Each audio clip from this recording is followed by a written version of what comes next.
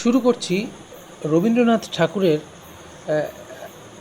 অনেক লেখার মধ্যে আমার অন্যতম প্রিয় এবং অনেকেরই ভীষণ পছন্দের লিপিকা।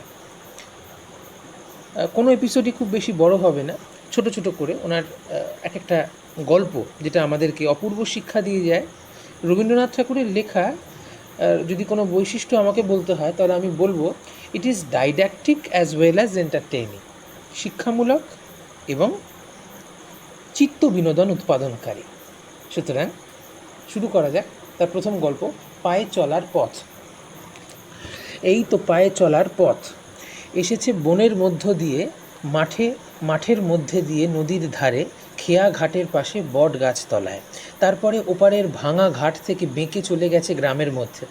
তারপরে তিসির ক্ষেতের ধার দিয়ে, আমবাগানের ছায়া দিয়ে, পদ্মদিঘির পার দিয়ে, রথতলার পাশ দিয়ে কোন গাঁয়ে গিয়ে পৌঁছেছে জানি নে।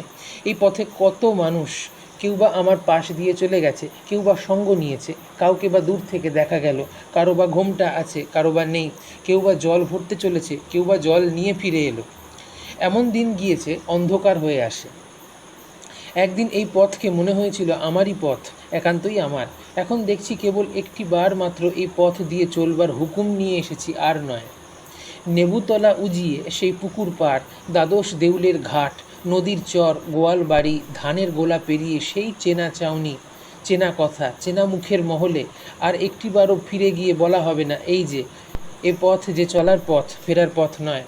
আজ ধূসর সন্ধ্যায় একবার পিছন ফিরে তাকালুম, দেখলুম এই পথটি বহু বিস্তৃত পদচিহ্নের পদাবলী, ভৈরবীর সুরে বাঁধা।